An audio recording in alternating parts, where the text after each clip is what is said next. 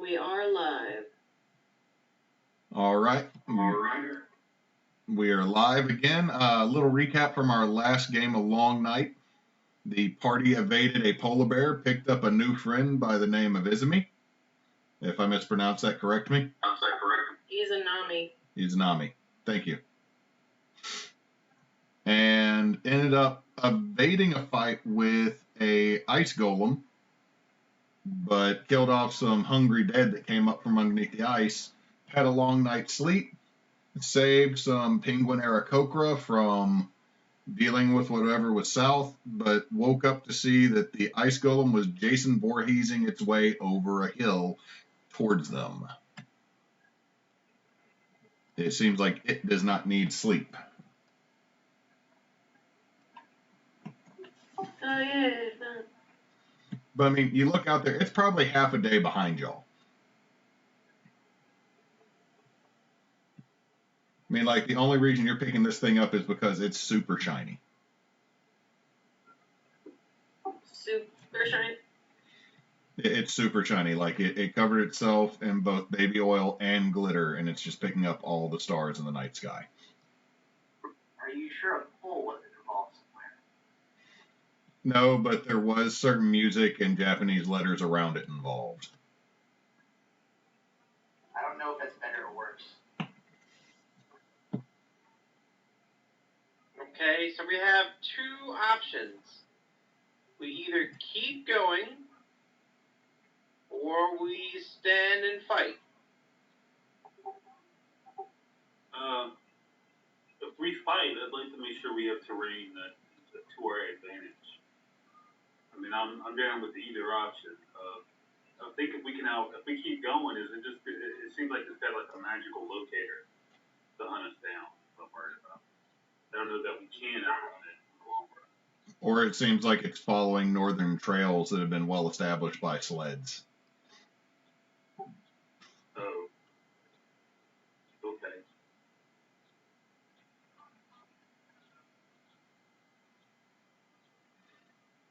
Fighting it on ice seems like a good idea.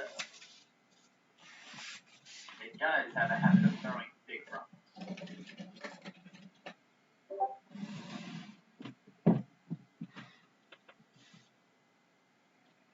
I don't know that we can hurt it, to be perfectly honest.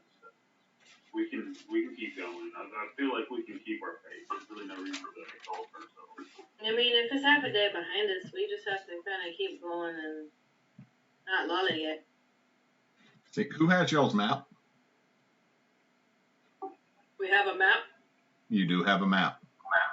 Assume that Obella, because she's our navigator, she's the wild one.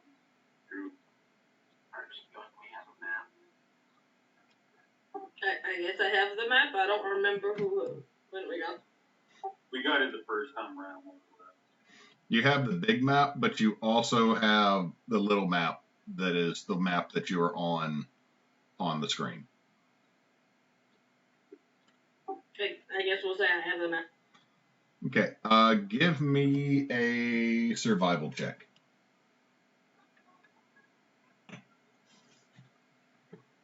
Okay, you guys. Definitely gonna use guys. 14. 14. You realize you're probably about a day away from Lafe.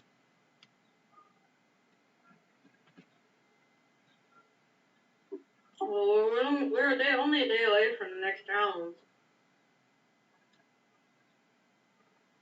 Yeah.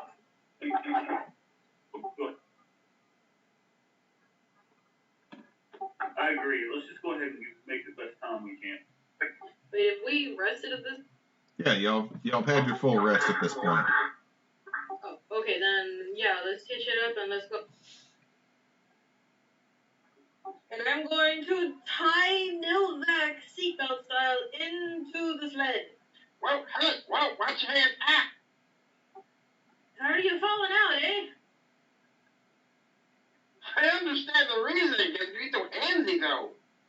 I got big hands. I can't help it, you know? I'm sure we can make a baby carrier for you. Put a baby Bjorn. Make him a baby Bjorn, and I'll wear him on my chest. He can shoot fireballs while I fight. And then we could make one for Dr. Hopkins to attach to Hill. Exactly. Baby Bjornception.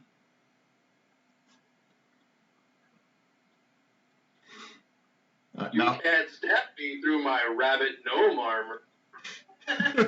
see, what's bad is all I see now is y'all trying to figure out how to make like a booster seat for Nilvac on the dog sled.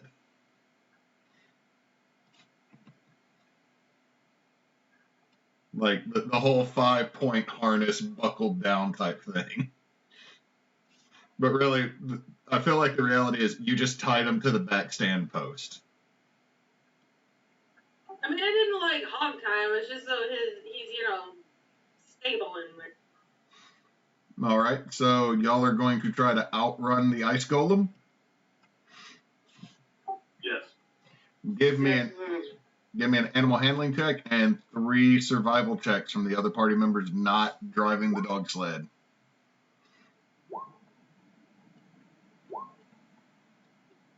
Dang. Glad I tied him down.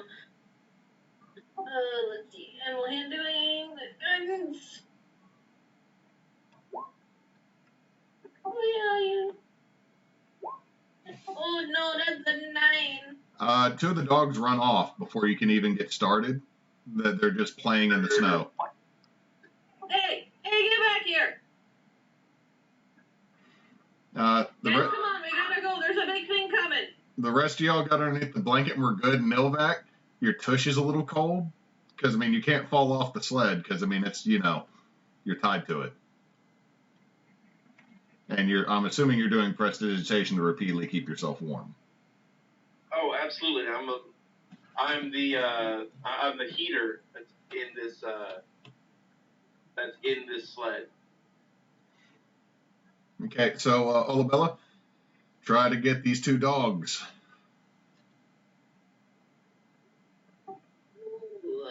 Is anybody going to try to help her? Yes, I will. Okay, roll animal handling with advantage. I'm gonna guide that too.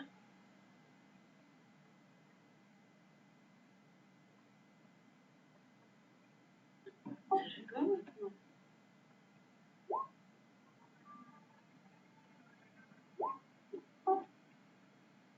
18. Okay, with Langston's help, you get Balto and Cheesecake back in line. Cheesecake has a rabbit in his mouth. No, don't get Is it one of my rabbits? It was not Dr. Hopkins or one of the Hopkinettes. Okay. Because they poof away after an hour. The dog dropped it, right? Are you going to leave the dead rabbit there, or are you going to take it with you? I'm gonna take it with me. The person dressed as a freaking plague doctor just picks up the dead rabbit, stuffs it in her outfit, and just gets back into the dog sled. The dog's probably like, oh, why did you get it? I killed it. It's my chew toy. Okay, so you've lost about 3 hours, and it's still Jason Voorheesing its way towards you. Okay, let's go. All right, give me another survival check for the passengers and a animal handling for the driver.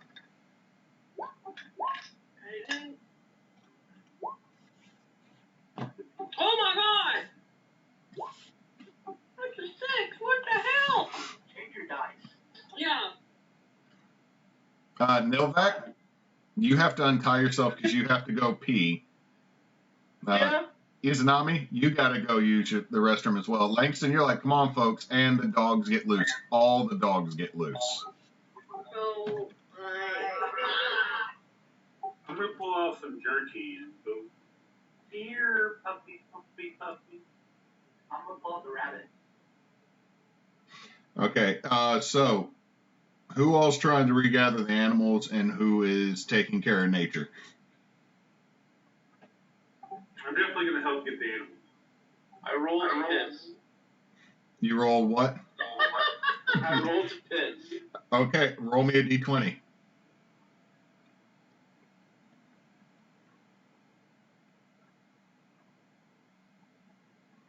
You artfully write your name, your normal place of performance, and your work hours in the snow before you're done.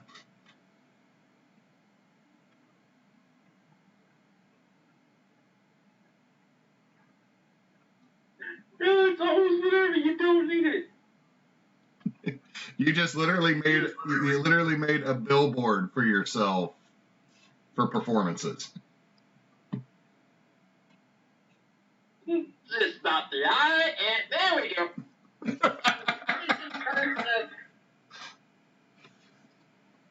Okay, everybody else, there's 3 people rolling, so one person can roll with advantage and one can roll regular, or you could all 3 roll animal handling.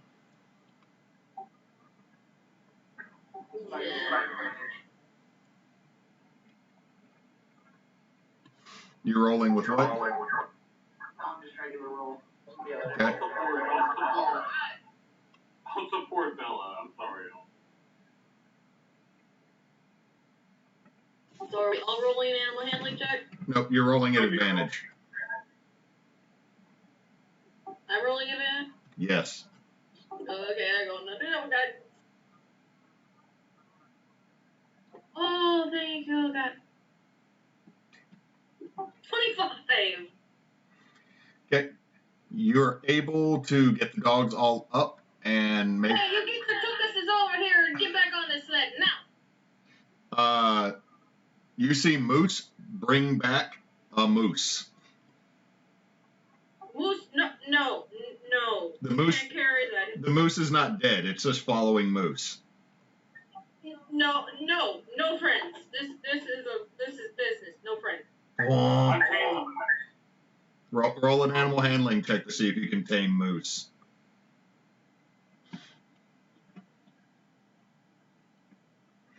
You do not tame Moose. Neither of you tame Moose, but Moose seems to follow Moose. I think we should name the moose. The dog looks at you concerned because its name is Moose and you just gave it an existential crisis. You're going to confuse Moose. Now come on, you guys. Get hooked up. Okay, you're able to get them all tied back up, nice and tight, and you're able to get about half a day's journey. What you've done is you've lost half a day on travel. As you look behind you, you see it just still slowly Jason Voorheesing it. If you stop for the night, it's probably going to catch up with you. You're not going to do that. You also have a full-grown moose following you. Okay. Dangerous. Moose are fast. We ain't got to drag it along. It'll probably outrace us.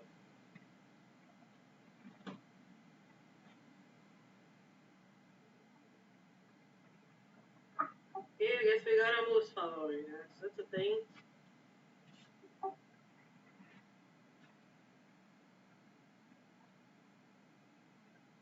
So are y'all going to push on and risk exhaustion for your dogs and yourselves? I mean, we haven't even started yet, so. No, I'm saying you lost half a day traveling. Like you were able to, with the 25, you were able to get them together and move. You've traveled half the amount you would normally do in a day because you lost so much getting the dogs together. This thing is probably about an hour or so behind you and on these giant open flat. Say that again? Effect.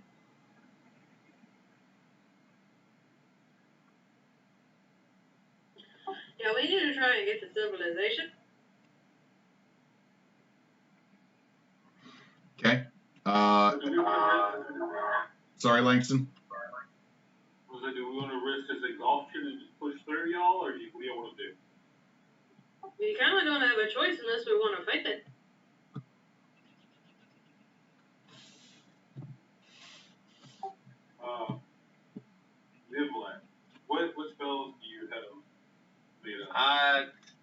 I've prepared mage armor, silent image, burning hands, color spray, dragon's breath, invisibility, flock of familiars, and spider climb.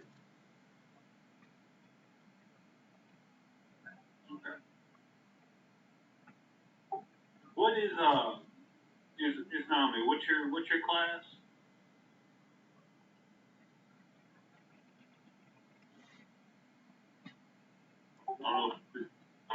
Nami? I can shoot fire from my hands. Okay.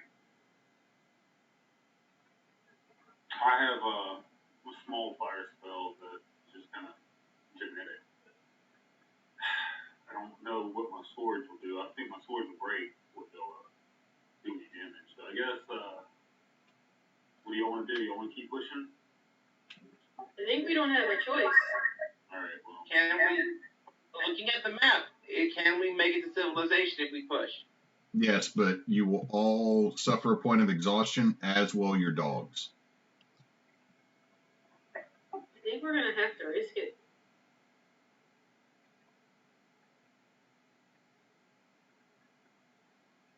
Yeah. Yeah, I vote push.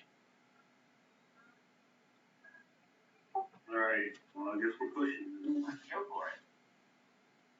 Okay, give me those rolls. 1 animal handling check from Olabella and survival checks from everybody else. Can it just be stated that I'm going to make all of these with guidance? You just gotta declare it. Or guidance. Oh, you need it, I'm gonna. Okay, so 54. everybody give me a perception check real quick. Everybody but Izanami. Everybody but isn't up. Everybody but Izanami. You said perception? Yep. Okay, doing that with guidance. 25. Okay, Langston and Olabella, y'all realize you lose Izanami. She falls off the sled. Son of a bitch. Izanami, give me a I rolled a 7. give me a acrobatics check at disadvantage. We have Fury and Locke watching us. Okay, so it's LeBlanc. Oh, that's LeBlanc. I was like, I know that name. Who the hell is? You take 5 bludgeoning damage. Izanami, and while they're slowing down to pick you back up, as you stand up and look, you see this thing now T-1000 running towards you. Oh no. Like straight up knife hand running. Oh no. Are we getting Izanami back on the sled? We're not leaving it. That's up to the party. Y'all could abandon somebody, or y'all could go save them. So we're gonna stop and we're gonna get her back on the sled. Why can't any of you hold on, for God's sake? Never mind, I'm not going to say that. Okay, give me another animal handling check real quick to see how quickly you can do this. Guidance! Oh, for God's sake. 8. The dogs don't stop running. Okay. Changing the freaking color. So, We'll try again. Izanami, you see the rest of the party disappearing to your north, and this thing getting bigger and bigger from the south. You can start running if you choose, or you can stay and fight this icy behemoth. What kind of terrain is it? Just flatlands all around me? It is a giant, open, flat area. Like you're on the ice sheet. The only reason there was a ridge where you were before is obviously the ice had broken and refrozen. This seems to be a more stable portion of the ice because you've gone further north. It's probably thicker, but it's still probably got about 2 foot of snow on it. Where's the ice ridge in relation to where I'm at? you're at least 2 days away from that ice ridge where y'all saw the ice golem to begin with. Oh, okay. I'm gonna start running northeast. So you're not staying on the trail. I'm gonna try and keep eyesight on the party. So, northeast, north. Okay, so you're not staying in the actual smooth, worn down section of snow that the sled's been traveling. Maybe stay there. Since you put it that way, I'm going north. Okay, I'm just checking because it's a difference on what your mobility is.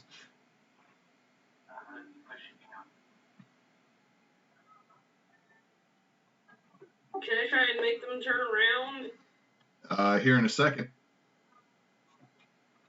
Mobility, or are you asking for speed? It's going to pertain to your speed. If you start running in an area that has deep snow, it's going to be difficult terrain, so your movement is halved. That'd be 15.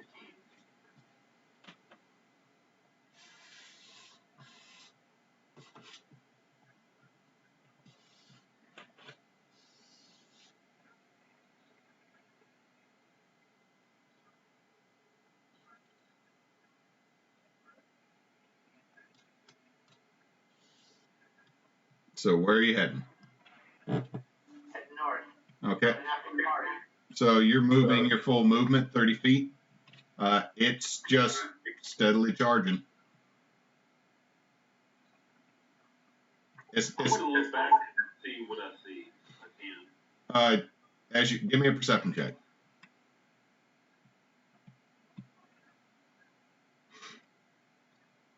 You see Izanami running towards y'all. The ice golem behind her. The ice golem is not like overly fast. It's just that it's big and can cover some distance with its single steps. I got you. I might regret this, but I'm gonna go. Do you think I should roll out, y'all, and try to help in case she needs it? Help who? Help what? It's either that or give me advantage on my next animal handling. What's going on? Isn't that out? She fell out. Look, I'm not gonna hold him up, but I'm gonna. I rolled a 2 on my perception. I didn't see shit. I am gonna cut Nivlak loose in case we had tied it down again. Just trust me on it, buddy. You understand, as soon as you cut Nivlak loose, he will fly out of this thing, right? Yeah, that's a risk I'm willing to take. Oh, screw you.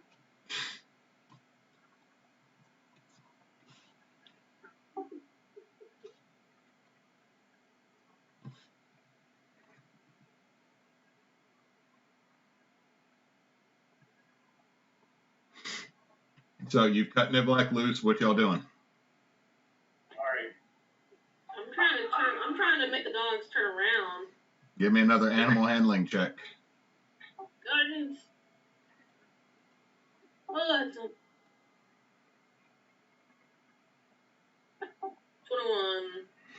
21. Okay. So you're able to get them to turn around. They're not too happy about it. I am going to have my hand out so Uzanami can grab it. I can pull her into the sled. I'm going to wave at her as we come by. I'm casting mage armor. Okay. Well. So y'all are looping back around. Izanami and Langston, both of y'all give me a athletics check.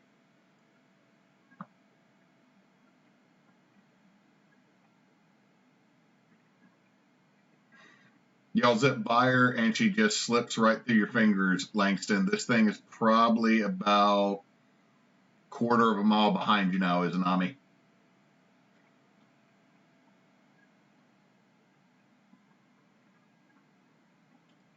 What are y'all doing?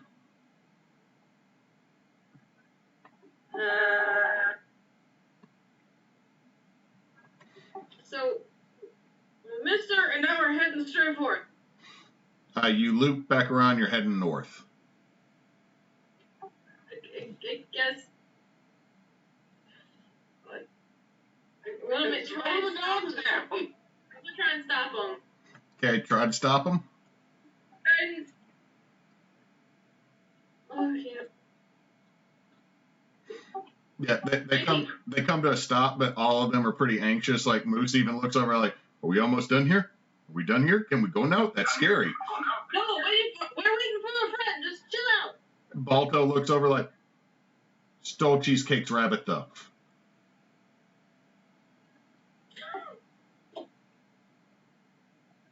Okay, come on. I'm hopping in. Okay, so you're running to hop in. This thing's probably about 1/8 of a mile behind you now. What y'all doing? No. Go ahead. What were you saying, Langston? I was just gonna ask if I could try to use flame bolt to light an arrow on fire and launch it at the thing if it comes too close. If you're using firebolt to catch your arrow on fire, it's probably going to destroy the arrow at that close of a range. All right. Well, I am gonna keep an eye on that and just have an action ready to throw a firebolt at it if I can. That's if it gets too close. Okay, so you're holding action in case this thing gets too close. You're going to firebolt it. And Nivlak accidentally did not mean to click dancing lights. Yeah. Okay. Give me that animal handling check and some survival checks. While we do this, magic users, could y'all distract it somehow with your wily magic? Yeah, I have to. Sorry, go I've ahead. got a range of about 120 feet. I got. I have a circle spell I can use. Maybe hold it. Okay. Before I make the dogs go, I'm going to cast Spike Growth. Okay. How, like, feet-wise, how far is it behind? It's 1/8 of a mile. I don't know how many feet that is. I'm sorry. 660. Okay. Okay, this creates a 20. Oh, maybe not. Only is a 20-foot radius. That still means it means it still has to go through it. Yeah, it's difficult terrain. Alright, I'm gonna cast it. Circle spells count against my spell slots, right? We can take this thing out. I think we can fight this thing if we prepare. We have a little bit of time. We can prepare and kill this thing. I'm sure. I don't know. It's coming up fast. I think we can take it. I think I'm gonna cast this, and you guys can fling whatever you want at it, but then we should try and book it. I mean, it's still going to take it a minute to get to y'all. Y'all have time to plan, or y'all can book it. How's it? Oh wait, is it? You said before it's not considered humanoid, didn't you? It is not humanoid. Okay, so I can't do over. Okay, but that's spike growth.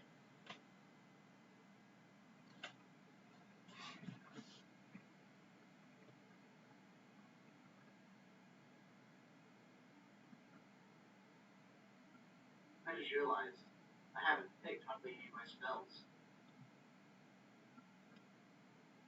Oops. That sucks.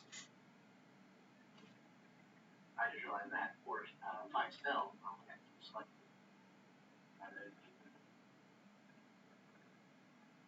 I stand corrected. I have 0 spells. That's just class spells. Or class spells. Now, hold on. Look at your spell list. Yeah. So is it like Paladin where I basically know all of them, but I have to prepare? No. You're playing Warlock, right? Yeah. Yeah, you got to pick those. Would you take issue if I picked them now? I will give you a couple minutes because I need to run to the restroom. You might just want to have a player's handbook open. Already got it open. Discuss amongst yourselves what you're going to do with the ice golem.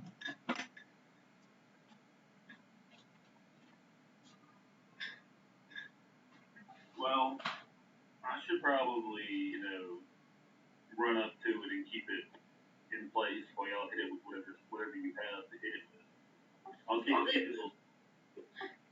How much time do you think we have before it gets here? I mean, Do we have enough time for me to cast as a ritual, or do I have enough time to? Do I have enough time to cast 10 minutes to cast a ritual spell? I don't know. I mean, if I do this can go 250 feet away, so that should slow it down at least a little bit. No. I can cover more than a mile.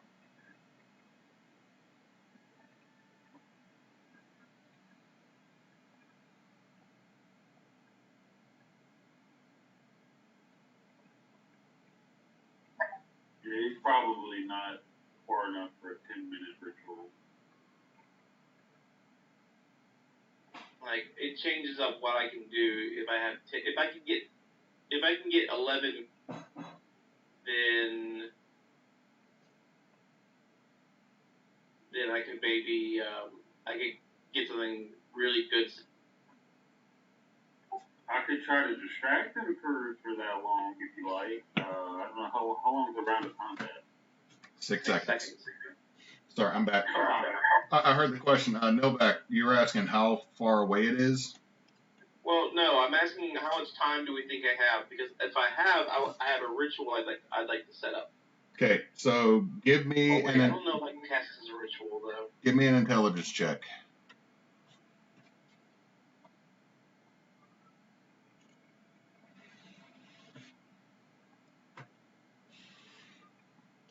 Okay, with a 16. You know that these larger golems are pretty slow. Like, even though this thing's running, it's kind of using more or less its momentum to move it rather than, like, its actual speed.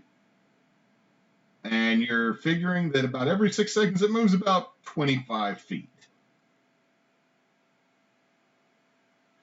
And you also know it's about 680 feet away.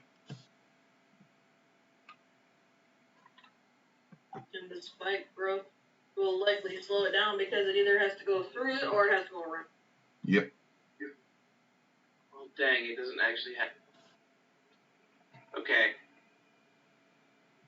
The spell that I want to cast is not a ritual spell anyway. So I will go ahead and start my prep. First things first, I'm going to spend a second level spell slot to cast Block Familiar. Okay, Mage Armor is not concentration, correct? It is not. Is Flock of Familiars. It is a concentration. Shoot, that might not work actually then. Yeah, I was looking. I don't think Flock of Familiars and Dragon's Breath stacks. Dang, that's too bad because that would be awesome. That would be the DM just saying fuck really quickly. Yeah. In that case,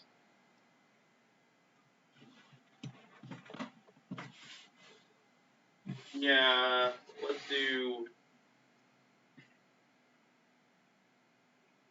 let's cast Dragon's Breath. We'll cast it at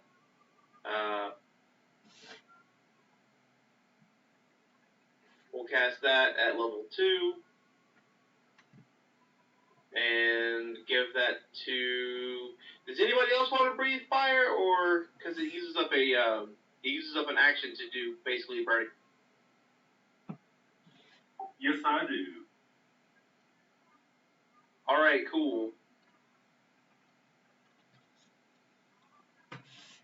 So I'm going to cast it on Langston. You're just shoving a hot pepper in his mouth and muttering some words? Yep. Langston, All right, sorry, go ahead. So Dragon's Breath, yeah, it's an action. So instead of attacking, you can use it as a dexterity saving throw, 3d6. It'll use my numbers, I think.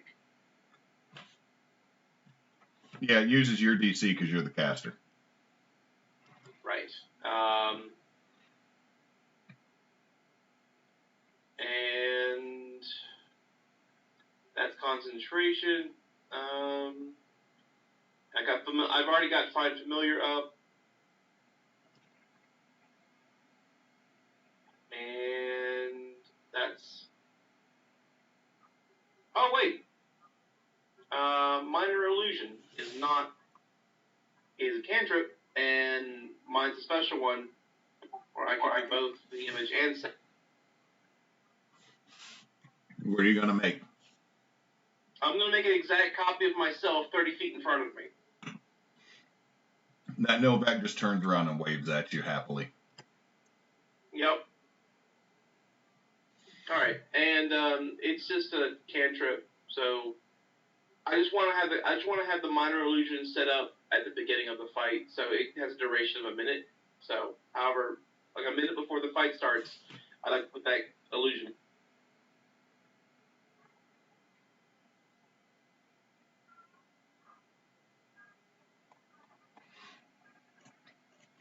Okay, as y'all see this thing keep running, are y'all going to stay behind the spike wall, or what are y'all doing?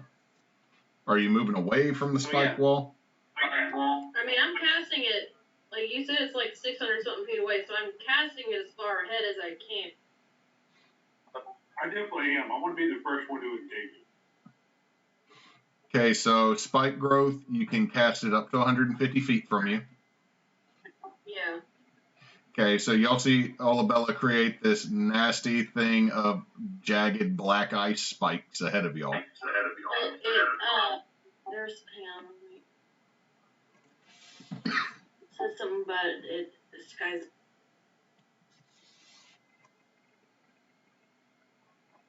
The transformation of the ground is camouflage, look natural. Any creature that can't see the area at the time the spell is cast must make a wisdom perception check against my spell DC to recognize the terrain as hazardous. So it's when you cast it, other people can see it when you cast it. If he's going that way, so he would probably see it. I don't know. The weird that's worded weird. So 150 feet away, Olabella casts a spell. Langston, you're moving towards the ice golem. That's right. I want to be the first one that engages the ice golem. Okay, so he's heading forward. Novak, what are you doing? Holding concentration on Dragon's Breath, recasting Minor Illusion as needed, and got some other spells prepped and ready to go whenever this thing gets close enough. Okay, well, he's running forward. Are you going to follow him, or are you going to stay by the dogs? I'll stay. No, I'll stay by the dogs. That seems like a better idea for me. Okay. Izanami?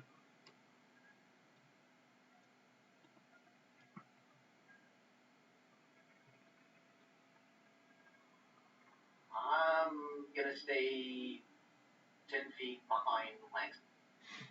Okay. Olabella?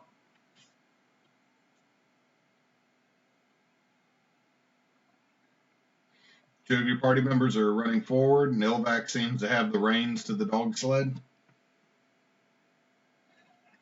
God,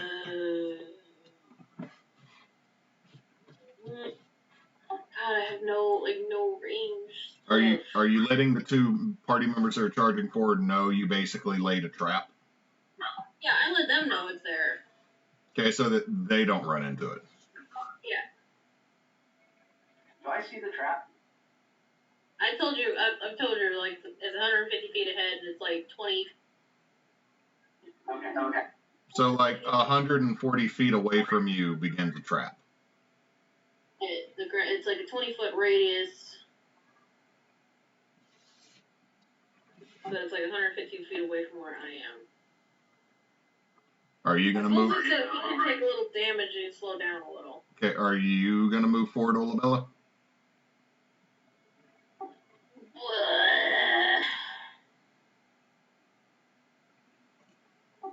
Yeah, maybe not as far forward as they did, but yeah.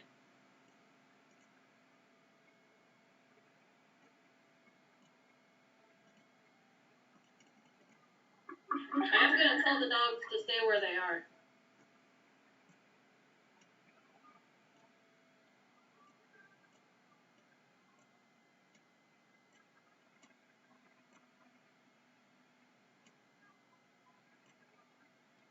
Map may not be to scale.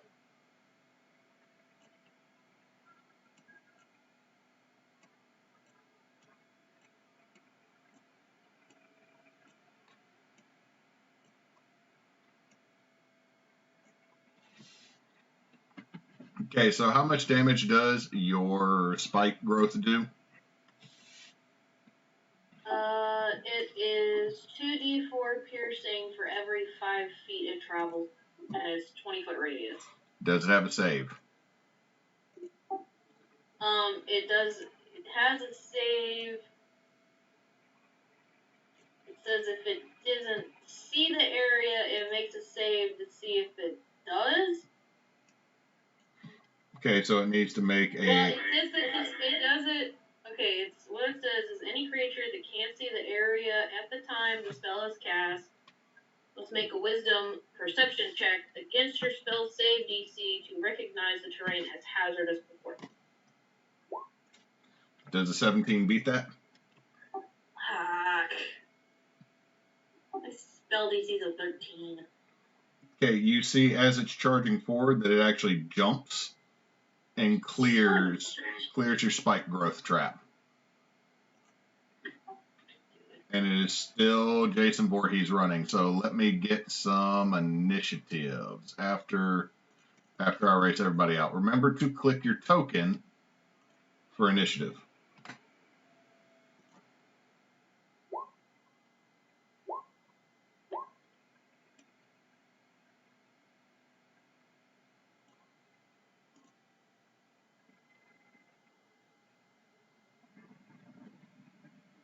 Easy way to add spells. Iznami, if you see the eye on your right-hand side above where the chat is in Roll20.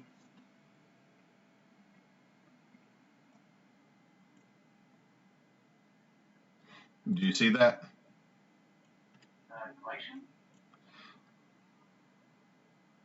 Compendium. If you click that and you search, some of the spells, as long as they're in the player's handbook, will pop up.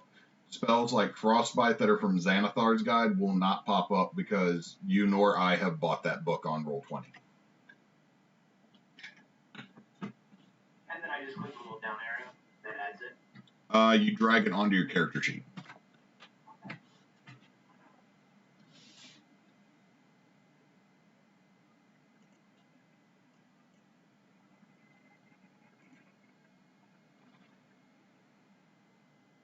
Okay, Langston, you are the first to go as this thing is still charging at you.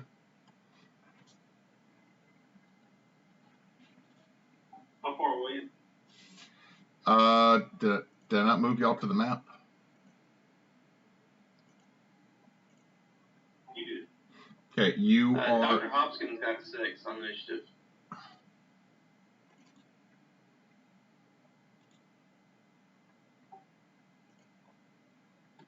I'm going to use my movement as 20 feet. Move right there.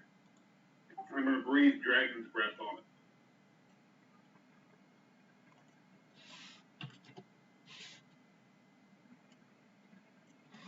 Okay, so it needs to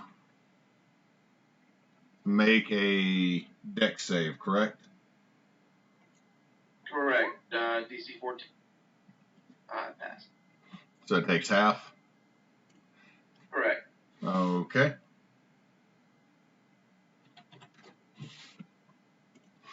You breathe on it, Langston? and you see that part of it gets slick and melts, but starts to refreeze. I'm gonna do an experiment. I'm gonna hit it with my short sword for my bonus action. Okay. Roll to hit.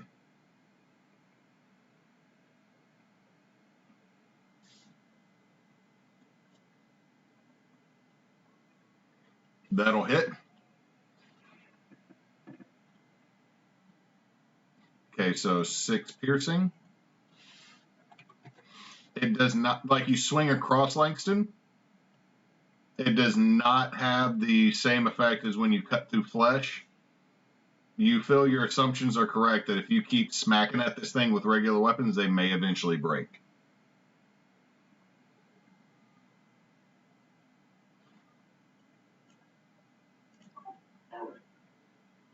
Olabala.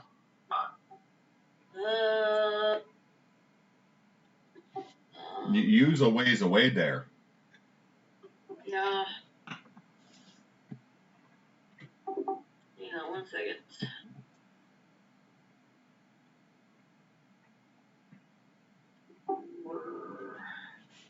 Is Furion still watching us?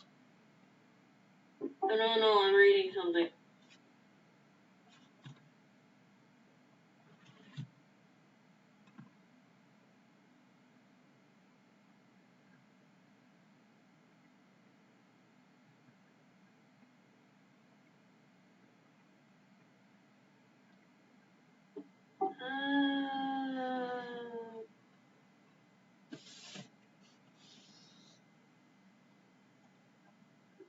Guess I want to do wild shape, but I don't know what to turn into. I don't know, I lost my list. You turn into a squirrel. You don't get to pick.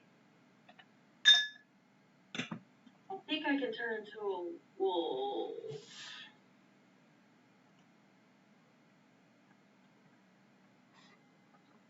Are you turning into wolf? 1 sec. They don't have cloud daggers. No, I think that's a Xanathar spell, so it's not in there. Looking at it in the player's handbook.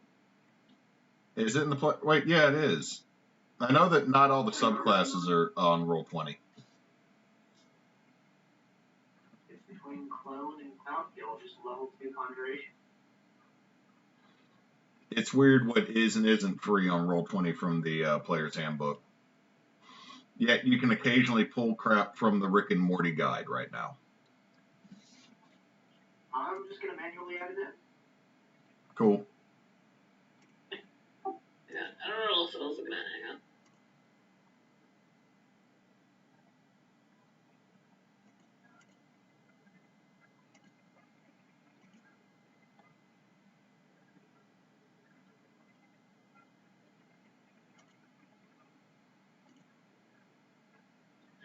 Okay, Let me correct that. Rick and Morty are no longer free on here. It's all about Pathfinder 2nd Edition.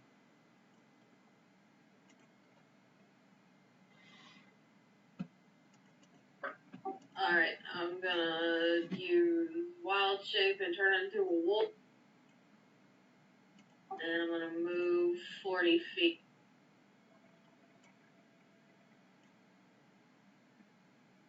I can't control that, so. Give me a second.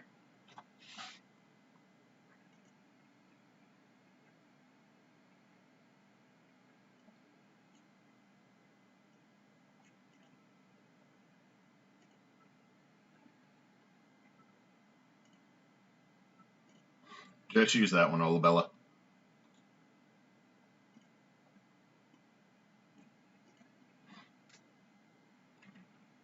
I found a wizard weenie dog. I do not apologize. That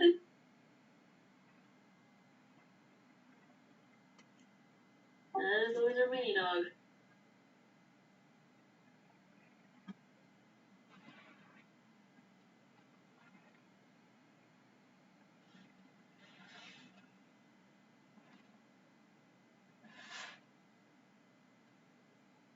So what does your wizard weenie dog wolf do?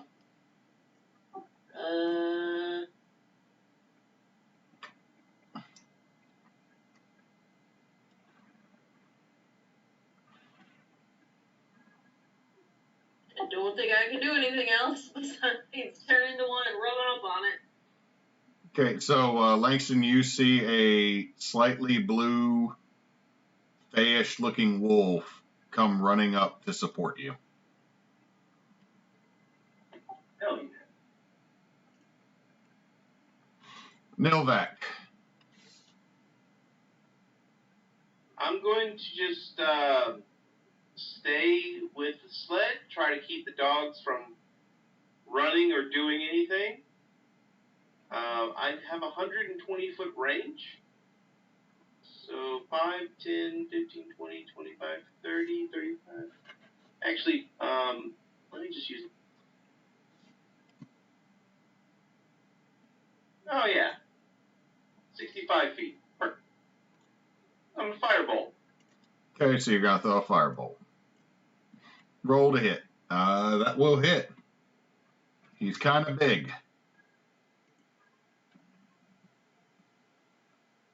So click that damage. Oh, I should have turned into a badger. Pew pew. It hits Langston, and he doesn't seem happy. In fact, the ice golem, or not Langston, but Novak, the ice golem actually looks up over at you as the section of its shoulder has now melted and reformed in kind of a craggy, not so good shoulder.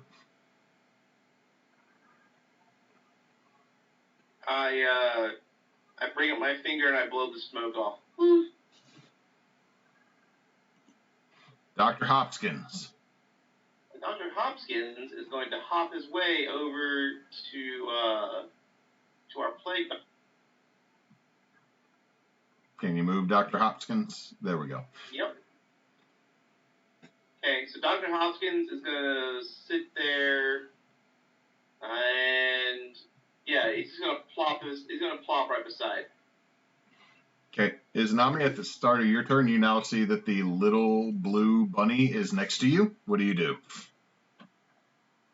Bunny. How far away is the golem from me? Let's see if you. There's a ruler tool over on the side of Roll20, about 45 feet.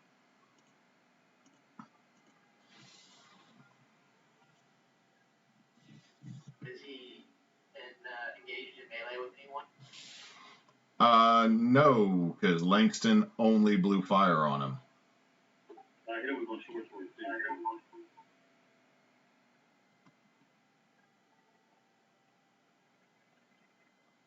That's a yes.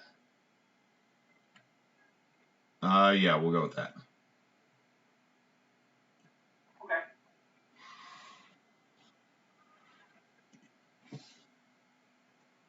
I'm gonna cast Cloud of Daggers on him. How big of an area is Cloud of Daggers? 5 by 5. So you're going to cast it in his space? Yep, where is the golem standing?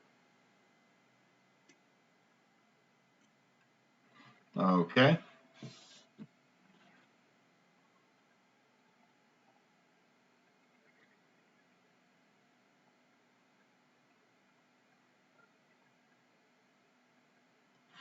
Okay, so you cast it right there. Are you doing anything else? No, that's my action. Can I use a cantrip? That was not a bonus action to cast that. If you cast a spell, a leveled spell as a bonus action, you can still cast a cantrip as an action, but you cannot cast. But unless your cantrip is a bonus action, you can't cast it. Okay.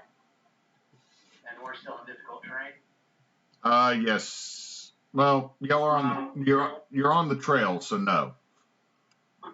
They ignore it when they're with me. Plus all of Bella's ability that I keep forgetting.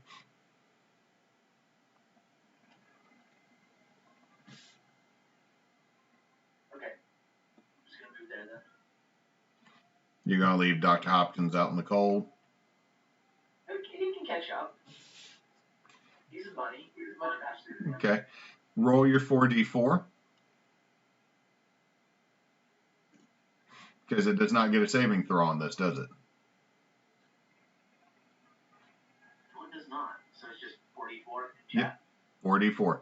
If you look over on the side, there's a dice in the side column on the left, and you can click the number D4 you want to roll.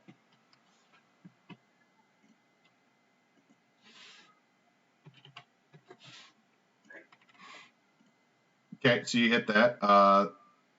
The Ice Golem, at the end of your turn, will take its first legendary action and do a swipe at the individual in front of it. Does a 23 hit, Langston? Yes. That's 10 bludgeoning.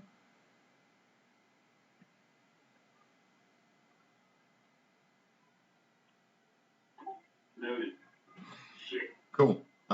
It is now the Golem's turn, and it will make 2 slam attacks against Langston because you're right in front of it.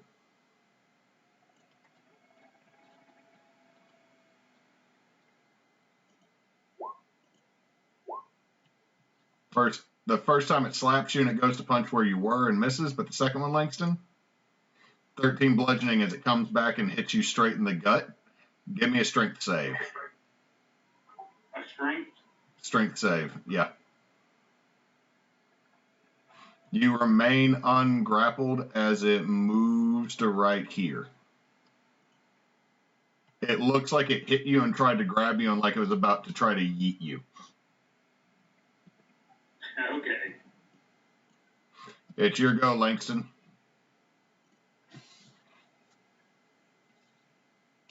Wait, why did I disappear off the initiative?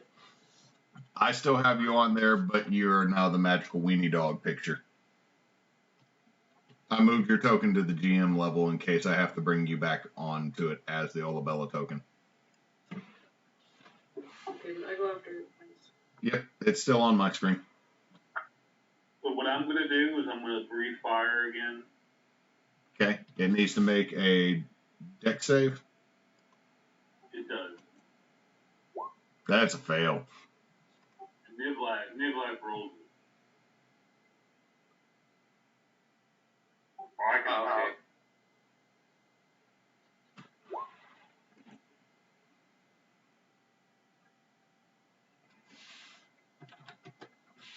Oh, he's not happy. And I'm also going to go ahead, if I can, I don't know if I can do this, can I cast my cantrip after doing? Your cantrip's not a bonus action. No, okay. That's what I thought. Could I go ahead then and just use my action surge? You can. Breathe fire on him again? I believe that's technically permissible.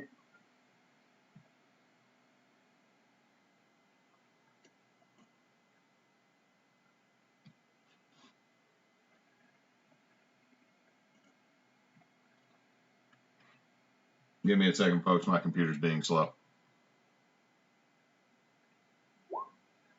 Yeah, he fails. He definitely fails. 12 fire damage.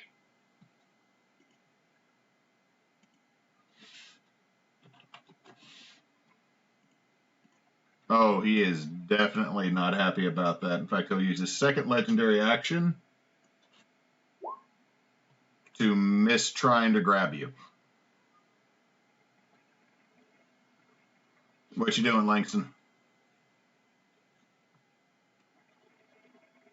I'm going to try right here. I'm trying to keep him coming towards me, so I'm going to give him the finger in my turn. Okay, Olabella, your go. Okay, I'm gonna go to attack him with a bite, and that's...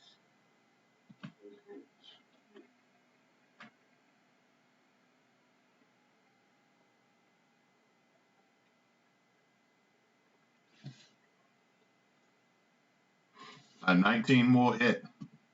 Okay. 2d4.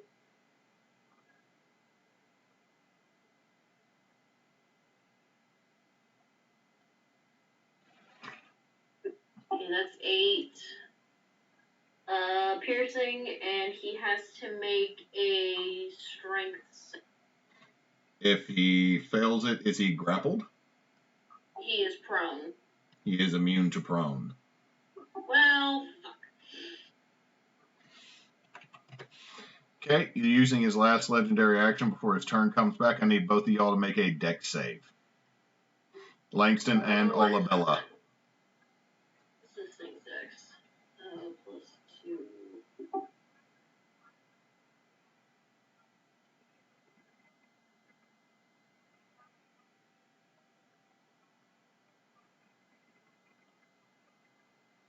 Langston, you succeed. Olabella, you fail. Langston, you take half. Olabella, you take full. Olabella, you take 16 magical bludgeoning. Oh, I'm out of my wolf form. My wolf form had a HP.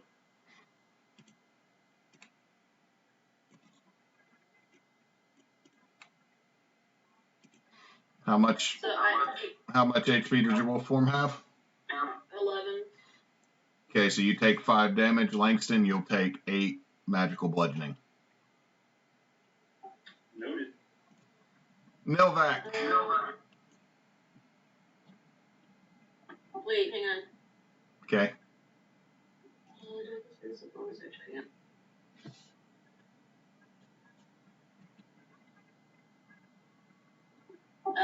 As a bonus action, I want to cast Flame. Okay, so you're going to cast Flame Blade on your weapon? No, it's in my open hand. Okay, so you just make a magical sword for the next time you can attack?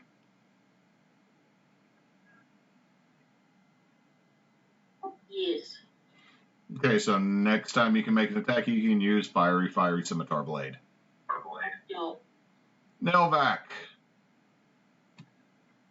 Pew pew. That hits.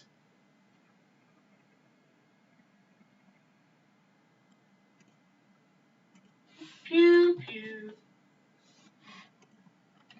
He takes some. You hit him again. It seems like fire is working against him because, man, he's made of ice. Dr. Hopkins. This is where Dr. Hopkins is going to become awesome, as he all. Dr. Hopkins is going to move 25. Okay. To here. Move into basically jump onto Olabella's shoulder and anime dramatic pose toward the monster and jab vigorously with his tiny bunny paw, giving her the help action and letting her have advantage on her next attack. Cool. You now have, anime bunny help. Anime bunny help. You know, it's that one time when they're fighting the boss, and then like everybody's like, and all the other side characters, even though they're like 40 feet away from her, are all screaming and everything, and it makes the last attack super awesome. That's what's happening right now. Only it's a tiny bunny, high pitched on your shoulder.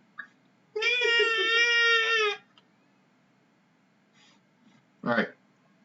Izanami. In this kind of situation, there's only one thing to do. Eldritch Blast. And it misses. It was a distraction tactic.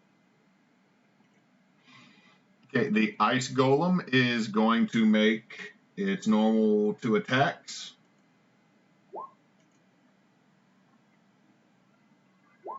Against Langston. All right. Okay. 7, huh? What'd you say? What'd you say, Langston? What is that? 35 damage? Yeah. Yeah, he's out. The Golem knocks Langston out. Damn. At the end of its turn, it's going to use a legendary action. Olabella, give me a strength saving throw. Strength saving throw. Shit. Yep.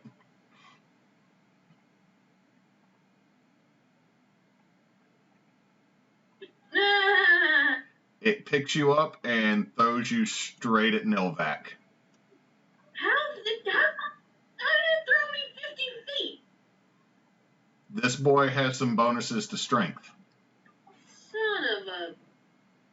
So, Nilvac, what is your AC? So currently, I'm got mage armor on +2, so 15. Okay, it doesn't hit you. Olabella, you will take 7 bludgeoning as you hit. So does Dr. Hopkins.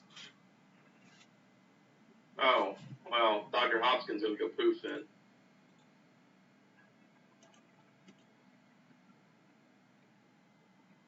You are prone, Olabella.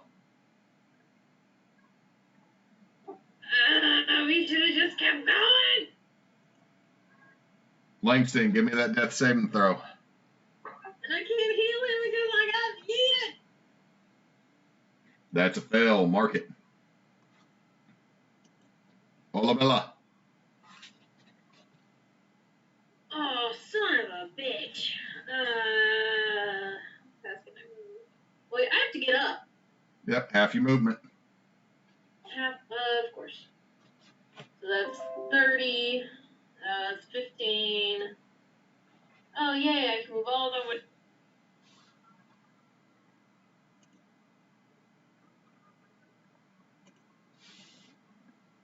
I don't think there's anything I can do as a bonus action. Well, what do you have? You don't have healing word? No. I have cure wounds. Okay.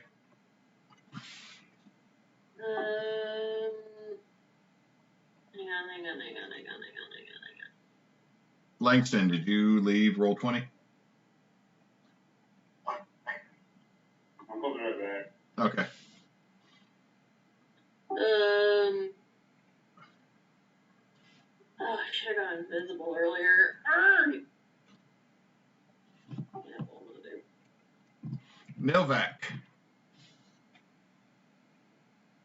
Oh, Nilvac's pissed. Killed my rabbit. Throw my guy at me. I'll show you what for. I'm going to jump off of the thing. 5, 10, 15, 20, 25 over here.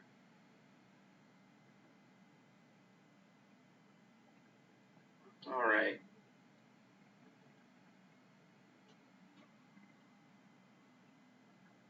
I'm going to fire another firebolt at him.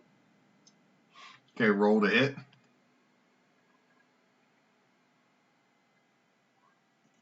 That'll hit.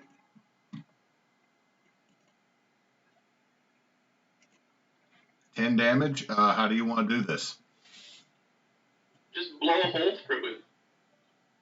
You just blow a hole straight through the dead center of the ice golem's chest. It looks down. Seems like it gives the look of this is fair. And then falls back into the snow heavily and starts to slowly melt. I knew I should have kept going. Quick, get to Langston. Yeah, I'm going. I'm gonna run to Langston and I'm gonna cast Cure Wounds on him. Okay, roll.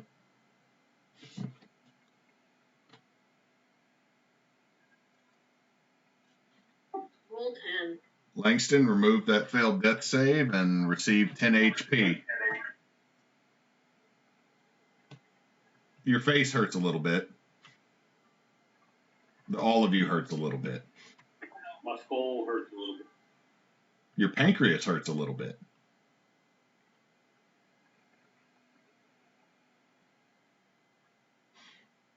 But next to you is the 12-foot tall form of the slowly melting ice golem, and in the middle you see that there is a metal skeleton that is still left.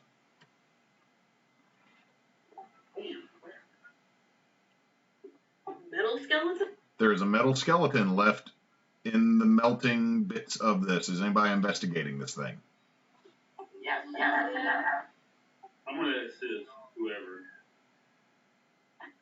You can assist Izanami.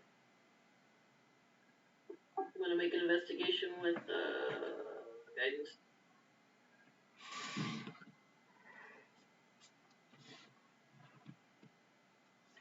That's a. What did I get? I got a 13, and Izanami was given advantage by Langston, so that's a nat 20. Okay, so Olabella, you're realizing the skeleton's probably worth something. Novak, you're assuming that a golem skeleton is worth something with your arcane knowledge. Izanami, with your nat 20, the skeleton is made of electrum, a mix of gold and silver.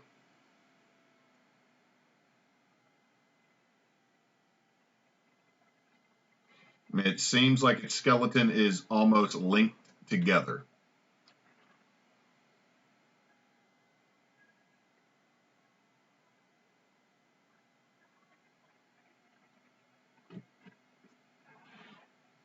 So, what do you all wish to do with your precious metal skeleton that you now have in your possession?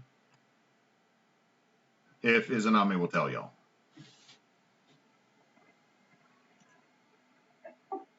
I'd like to see the inside of a gold. This is some pricey stuff. I'm like I'm literally sticking my head to the hole. Can we drag it along behind it? All of a sudden you hear, "Bwah." Smack, smack. We still have the moose. There is a moose standing next to Moose. Hey, Moose, do you think you could help us pull this thing? Bwah. I think that's a yes. Can I try and tame the moose again? You can attempt to tame Moose again. I like how you do that when you have a druid standing next to you. Moose is not getting tamed by you. You can't tame no moose. Moose is meant to be free.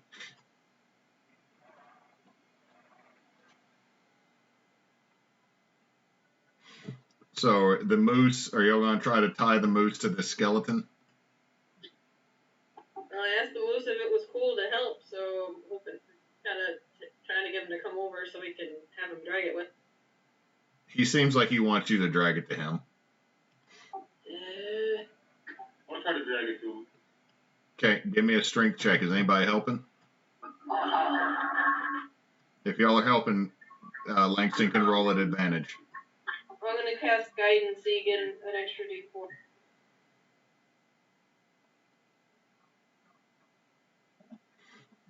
He doesn't really need it because Langston is now a fireman carrying this golem's body over his shoulders.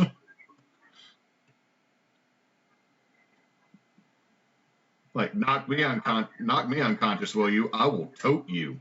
I will tote your skeleton, and I'm going to pee on the litter. Y'all are able to tie it behind the moose, and it just kind of drags it behind it like, blah. Doesn't seem overly enthused, but doesn't seem opposed.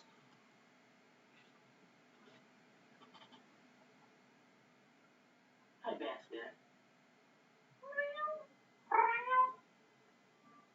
What? Shall we set up camp? Y'all could still risk the exhaustion and make it into town. I think we should go to town. We can rest when we get there, right? Yeah, let's get moving. All right, and I've already changed the map for y'all. Y'all make it there. Everyone suffers a point of exhaustion. The dogs have a point of exhaustion. The moose has a point of moose.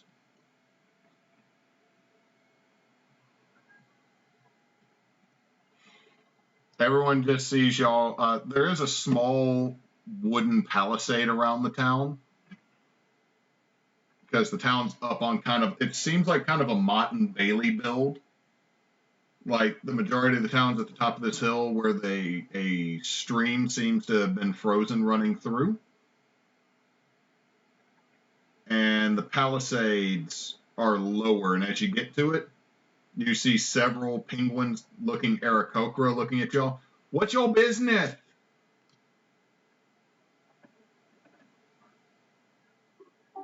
We're traveling north there. We had some trouble on the way. We were hoping to find a place to stop and rest and to sell some stuff we found. You see one of the Aarakocra slap another one with its flipper. Are you soft-boiled? These are the ones I told you about.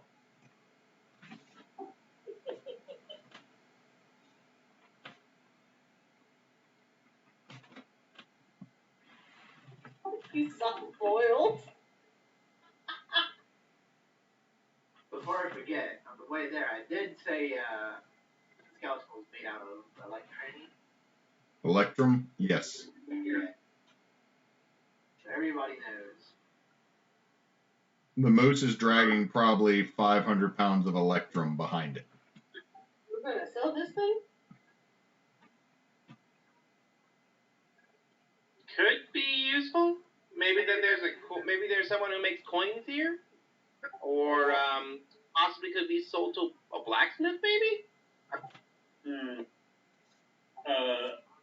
I'm gonna do this. I'm going to take the skeleton's middle finger on one hand, and I'm gonna take it. You gonna break it off? Yeah, left hand. Give me a strength check. Ooh, give me his femur. Yeah, you pop the pinky right off. I'm gonna try to get the femur for whoever. That was the middle finger. Okay, you got the middle finger. It can no longer give the universal sign. Are you gonna try to break the femur off while y'all are traveling, or right here at the gate? Oh no, at the gate. Where we're at. We're done. So while one of them is just yelling at the other one, you're just gonna start dismantling this magical metal skeleton. Correct. Give me another strength check. You know you're going till we're like in the gates. Yeah. Okay, yeah, you pop the femur out and you shove the lower part of the leg into the rib cage.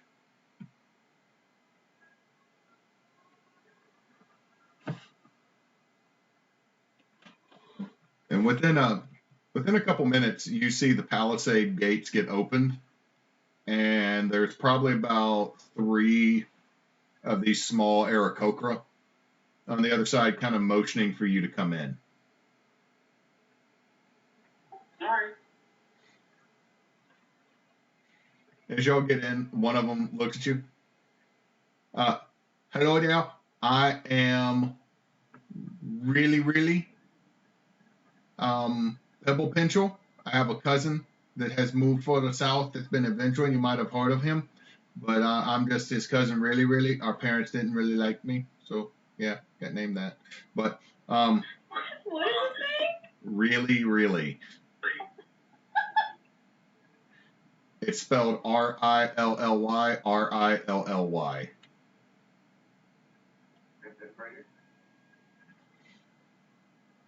Is that the ice golem that we were told about? Yup.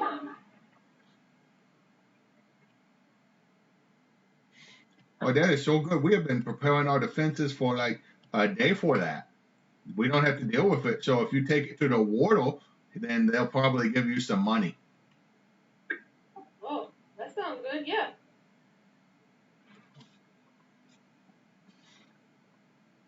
Well, where's the warder at? Oh, the warder's office is right across the street from Feldberg's.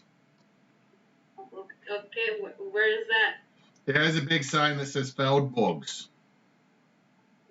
Where are we coming in this place?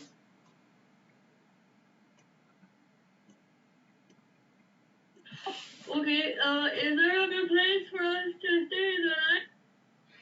Oh yeah, there's 2 inns. There is the Hook and Stave, and there's the Bear's Den. Okay, well, we'll go to the warder first and unload this thing. Thanks for your... You're welcome. Everybody get the gate closed. And you see this little Aarakocra waddle off, and you just see about 6 of these little penguins pushing the gate closed and putting the beam across.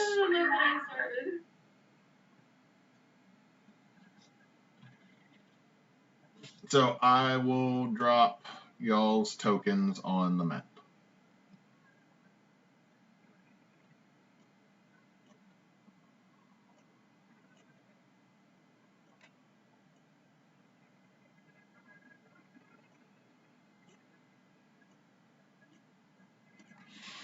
Okay, so y'all have now entered into the city. As you get past the gates and the watchtowers, immediately to your left is a guard house. Across from it is the covered market that looks like it's closed because you're assuming you're coming in late at night, even though everything looks like night. Like you're sure the sun will come up for a couple of minutes here in the next couple hours. Then we find it and get some bread. Well, we should probably go by the warders first so we can unload, this giant thing. Yeah. We're gonna go by there anyway. Let's do that. Okay, as y'all move past the covered markets, you do see a 2-story building. The bottom, what makes this one stand out is the bottom floor is stone instead of all wood. The top floor is wood, and it actually has a tiled instead of a thatched roof. Like, as you look around in here, this is probably the only official building.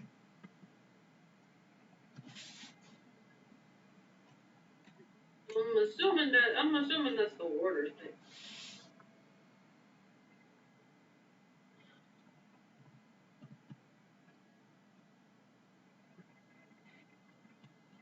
So, are y'all going to go into the warder's office? Yeah. Okay. As y'all go in, there is a sleepy-looking half-orc wearing thick furs on the other side of the counter.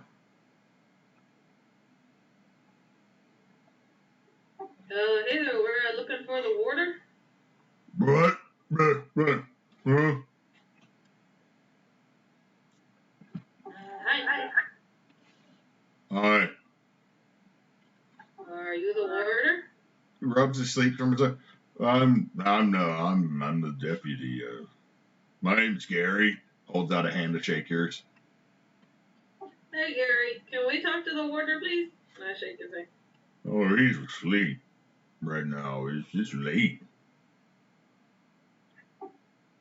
We've been kind of traveling, so we don't know exactly what time we're working on here. We kind of got a big thing he might be interested in. Looks you up and down. Well, I don't know if that'll pique his interest right now. I think he's pretty satisfied. That thing, and I point at the skeleton out the door. Oh. Not me, jeez. Okay, give me a second. He gets up and starts walking to the back to some stairs.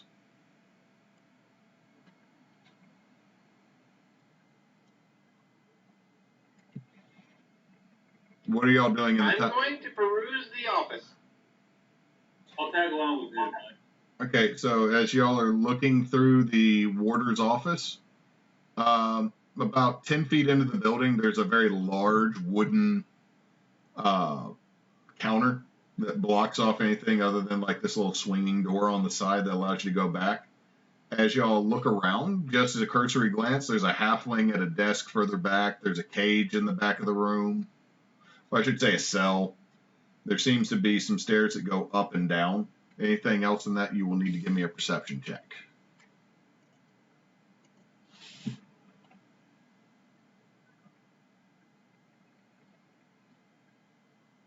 So if y'all want to do any further than that, Yes. So a 13 for Izanami.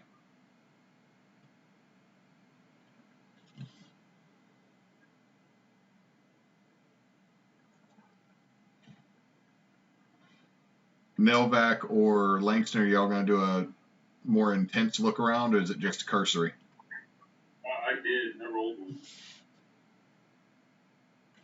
What'd you get? look at it. Right above Uzunami. I did it right before him. Okay, so you got 24. Okay, so Langston, you look around the room and you can tell that this is a well-kept warder's office or sheriff's office. Everything's been cleaned. It's been well maintained. The halfling has fallen asleep at its desk reading a book called Dirty in the Deeps, Volume 3. Nice. I'm going to knock softly on the counter. He doesn't wake up, but you did with that 24 also notice that there is a small metal box on one of the other empty desks. I guess I'll walk over to the box and look at it. Okay, so everyone else sees Langston go through the swinging door over to this desk with the metal box. Oh, I didn't know that was going through a swinging door. Okay. Fine. Langston, what you doing? Exploring. Don't get us in trouble, eh? Give me an investigation. Yeah, you're going to turn around? Okay. You do notice that there is a cup of hot cocoa on the same desk with the metal box.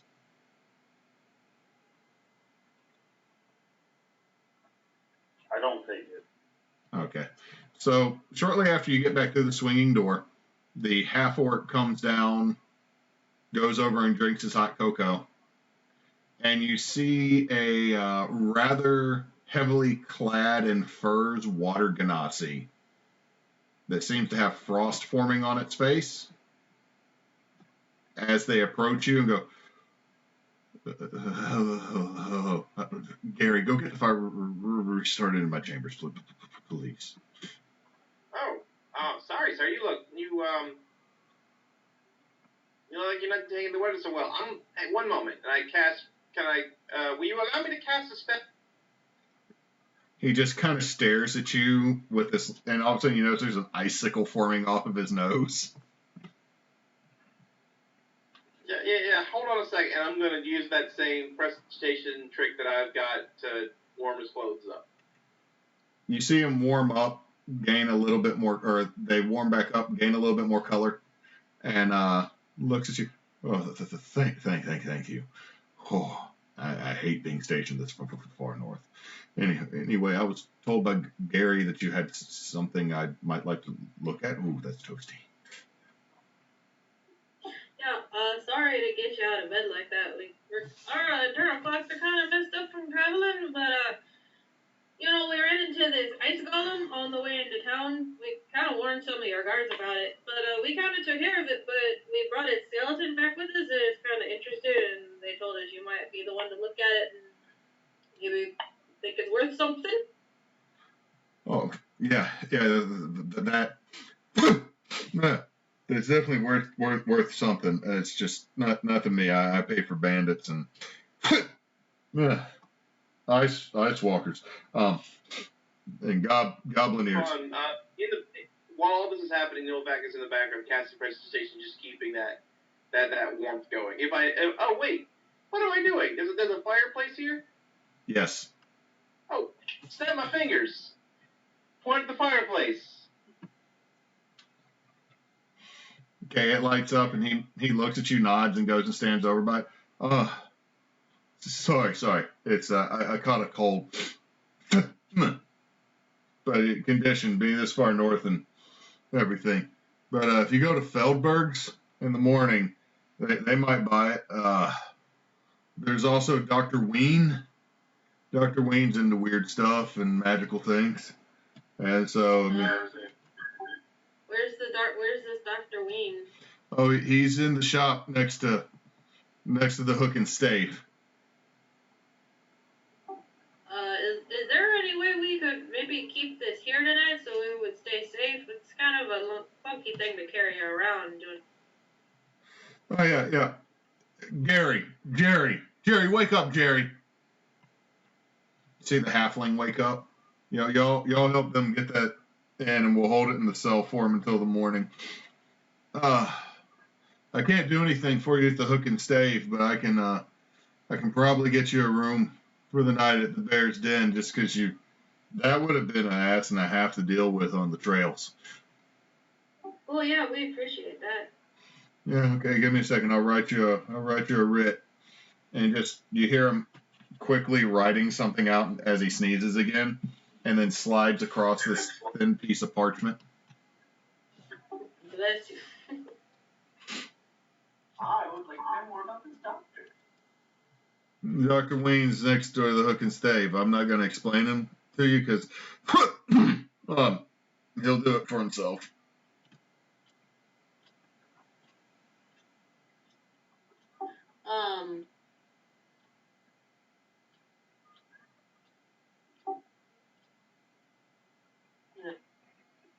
Sorry, I was reading something to see if I could help him somehow with it.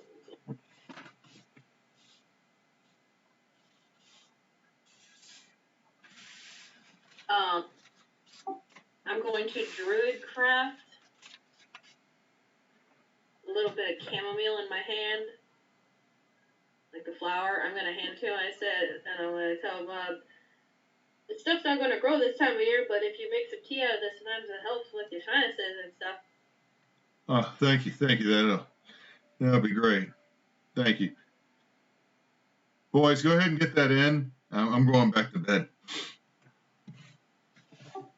I'll help them get it in.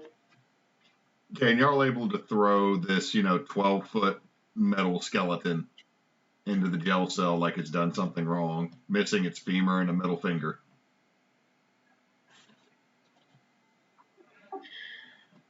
So he wrote us a writ.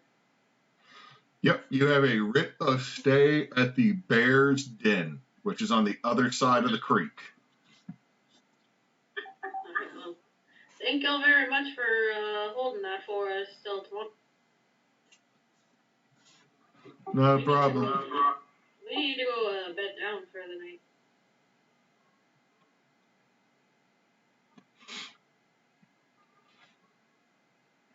Alright. I agree. Let's go ahead and head that way.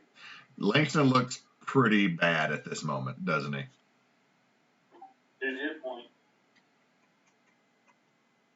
Like, I feel like as Langston says, yeah, we need to go bed down for the night, like a little blood trickles out of the nose. Definitely. Okay, and this town is not big. Lafe is not a big town. Like, most of these buildings are one-story wood with wood roofs. The wind coming off the ice sheet definitely comes through large sections of the town. It seems like maybe that's why a lot of these buildings butt up to each other. There's not a lot of like little alleyways. There's just kind of narrow streets.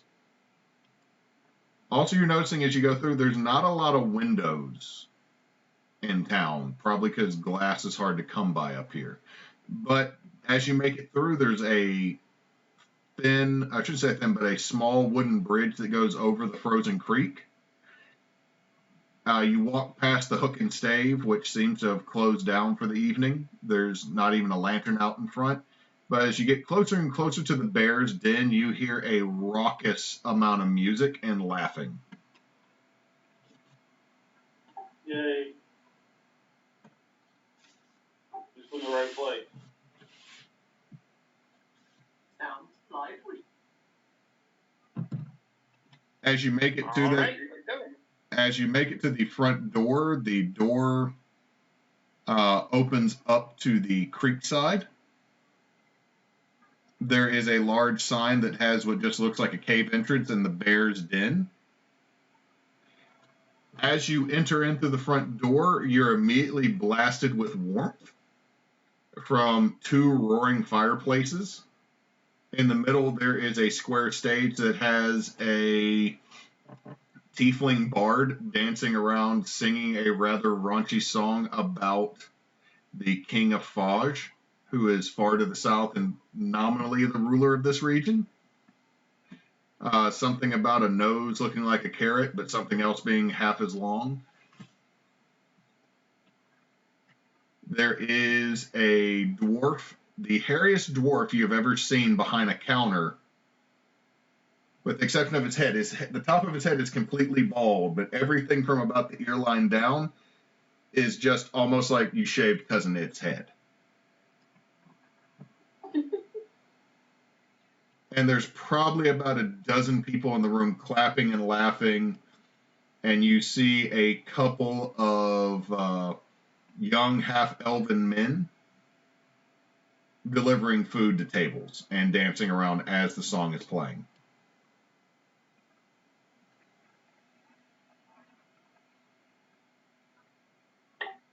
I am going to try to go ahead and share a ring for everybody.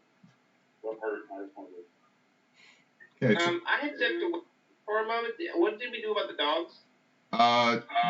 there is a kennel next to the bear's den. Like it's part of the bear's den, or the kennel's a separate thing? The roof just continues. The down slant goes off and kind of makes a stable, and you can see that there's dogs in some of the stalls. I'm gonna take the dogs there while they take care of that. Make sure you tell them we got dogs out here, okay? Will do. Hey, what about the moose? I'll let you deal with that. No, the moose was Moose's idea. The moose just seems to be following the dogs. The dogs don't seem to be messing with it. Okay, I guess we got a moose. I'm going to help you with the doggos. Okay, cool. Also, I'm going to give Moose his rabbit back. Moose gets the rabbit and starts chewing on it, and Cheesecake just looks on with dismay because it wasn't Moose's rabbit. Yes, here's from Moose. We'll share with Cheesecake. No. He's the one that caught it, be fair. No. I'll take his leg.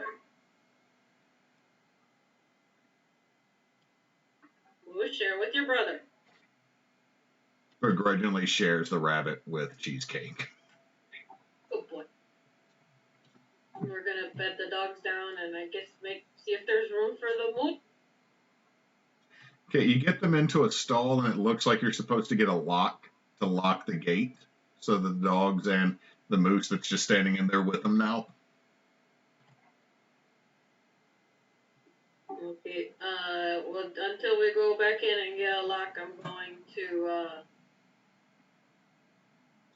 guess, can I jerk?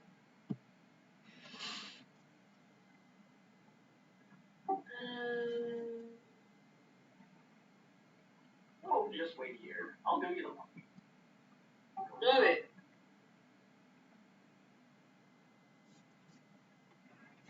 Okay, Langston, the counter is where the really hairy dwarf is. All right.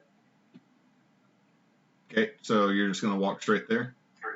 I'm going to go straight there and say hello. Hi, hello there, lad. I'm Ivar Bearbane. How can I help you? I just need room for 4 people and to pay for a dog to be stabled. Hi, how many rooms? I got 3. Yeah. 2. All right, that'll be 10 silver. And on your stabling, make it 1 gold even. Okay, I'll give him the 1 gold. He takes it. All right, who may I put the names down in for?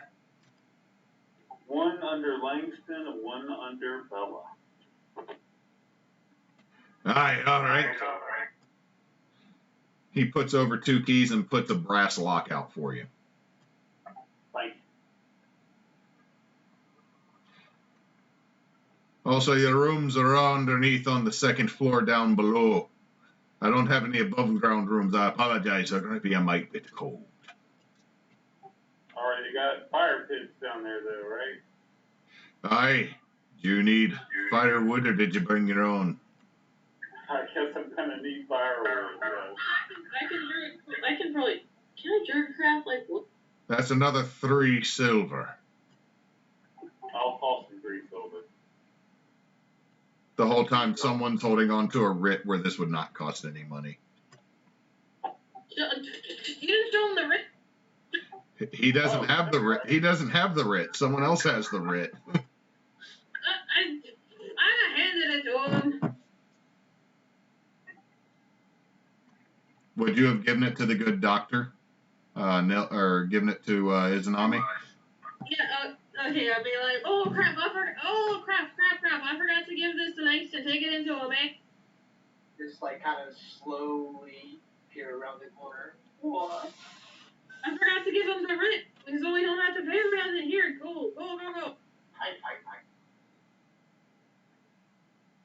So I'm gonna go inside. I'm pretty sure I see Langston at the bar. You see Langston talking to the hairiest dwarf you've ever seen in your life. Right, so I'm gonna walk up. Like, right, you seem to have forgotten. We have this. I'm just gonna lay the writ down on it. You didn't pay already, did you? I'm gonna go in back to the dwarf and show him the writ. Like, I forgot we had this. He looks it over real quick. Ah, fine. And he slides the money back across.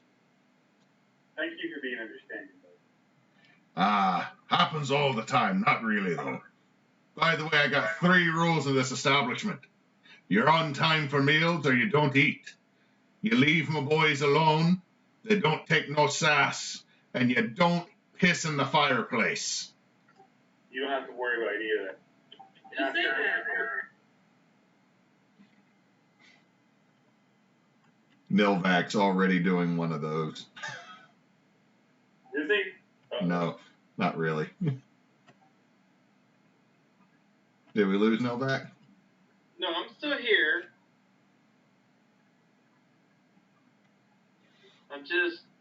I guess I'm just perusing the main area, or trying to get, or just trying to find something. I don't have a whole lot of money, so I can go over to the bartender and see how much the local ale is. The gnome that's working the bar that looks rather bluish skin. You can tell this is a deep gnome. Ah, you're asking how much the ale is? That depends. Yeah, how much are they? We got 4 kinds. 4. So how much you got to spend? How about 2 silver? He slaps down it looks like a growler-sized bottle, or I should say growler-sized mug, like probably his pitcher. To you, you're sitting there like he just put a small keg in front of you. I got that, boy. You want it? Yeah, I'll take it. Here, slide in 2 silver. And he just hops back down and goes back to doing what he's doing behind the counter. You are literally carrying a pitcher of beer almost as big as you. Well, Novak got to relax. He's had a very stressful day. He's going to go find a table. Okay, you find one that's kind of off to the side, and you put it up on there. Yeah, Novak's going to just start drinking. Okay, give me that sweet, sweet con save.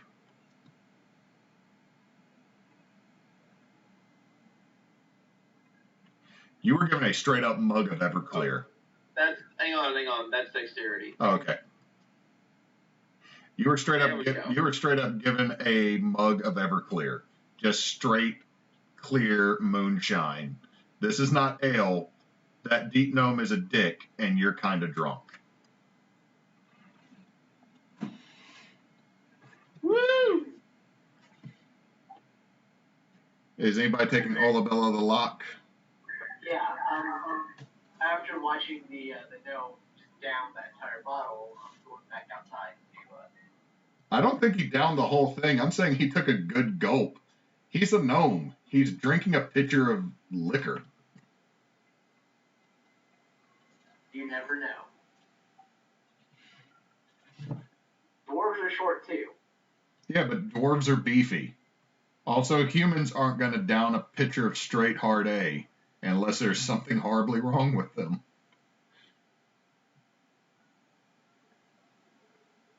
I'm gonna have to show you YouTube videos later. I don't need proof of this, Izanami. I've more than once been dumb and tried to make a fifth disappear in the night and had a terrible morning. I've been witness to it. But you're taking the lock to Olabella. Yeah, I go back to the barn and toss Isabella or Olabella. Oh, cool. Once you click the lock on, the whole stall seems to get heated. Make sure they got food and they're all, and then I want to go inside. Okay, they seem fine. Your sled, your dogs, and your now moose are in there. We have procured a moose. I pet the moose before we go. It does not wish for you to pet it. Oh, it'll warm up, Julia.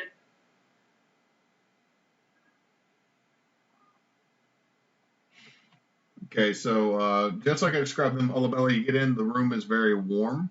You can see some stairs that lead down. There is one floor above this one with some rooms. But, like I said, there's a stair that leads down. You can see that Nilvac is drinking from a glass almost as big as he is, or a pitcher almost as big as he is, and seems to be quite happy and toasty.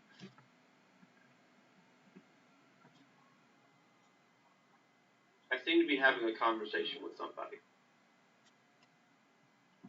And I have 2 fingers to the side of my neck. I'm gonna walk up. What you got there? Oh, hold on. I got somebody right here. Hey, what's going on? Are you talking to the drow lady? You just hear, Yeah. honey, I'll call you back later. I'm in the middle of a show.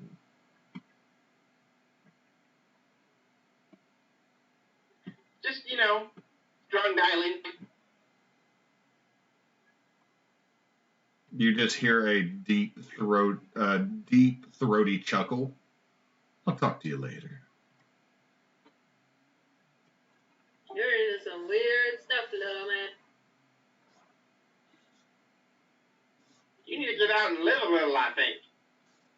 Get on all this death and dismemberment of monsters and out there in the wilderness, scary shit running up on you. I don't do that all the time. I'm just doing that to make some money, Things are slow this time of year, besides this kind of... I'm just gonna snake my way into that conversation. Did somebody say death and dismemberment? Yeah, that's kind of what things have been like around here, it seems. Like, I'm getting a drink, isn't it? It's the fun. Here, have some of this. It's pretty good. What is it? You're already kind of toasty. I know, it's so good. Here, take a sip. I'll take a sip. As this is going on, Langston, the dwarf, hands you over some coins. They're little brass tokens. He goes, all right, these right here are drink tokens. You get 2 with 1 night, equal to 2 drinks for the night. You get breakfast in the morning, you get lunch. After that, you're on your own unless you get a room for another night. Gotcha. I hope you like potatoes. Oh, I love potatoes. Now I slap him on the shoulder. Jim. Thank you. He seems uncomfortable with the shoulder slap, but is okay with it after a second.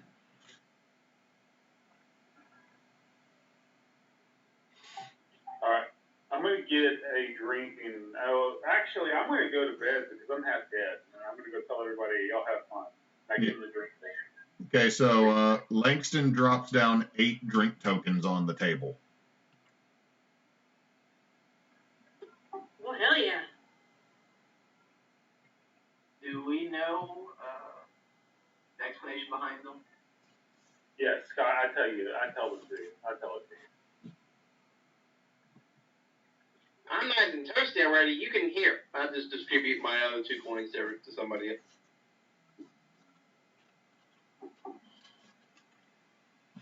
I want to drink and need something to eat too. We haven't eaten. You might want to eat something too to soak some of that up, Novak. Yeah, what do you have for dinner? They just a little bit later, after you, or I should say, right as you ask that, one of the half-elf men drops off what looks like pot roast and smothered potatoes. Ooh, that was good. That sounds pretty good right about now. Yeah, yeah, Novak's gonna dig on in. It is not beef. You're guessing this is probably some type of sea mammal that you're eating. Random sea mammal. Works for me. Out in the ocean, there's just an orca moaning a sad, sad song.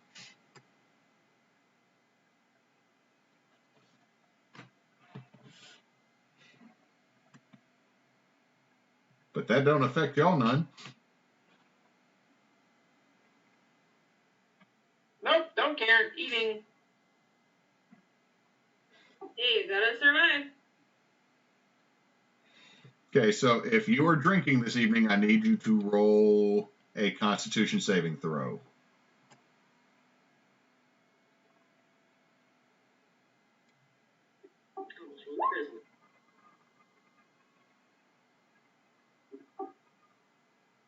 I'm pretty sure I get kind of schnacked.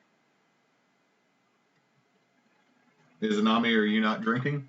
No, not drinking. Okay. Novak, you still have about half your glass to go, or your pitcher to go. Olabella, you drink an ale. You're getting a little toasty. If y'all continue to drink, give me another Constitution saving throw.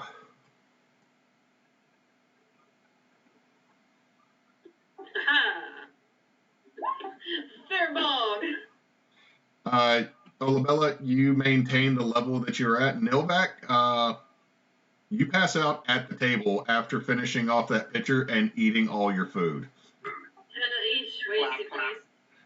Also, you ate 3 potatoes off of someone else's plate. Hey, those are mine. They're gone. Get your own potatoes. Those are mine. I'm unconscious. What you gonna do about it? Poke. Even little gnome.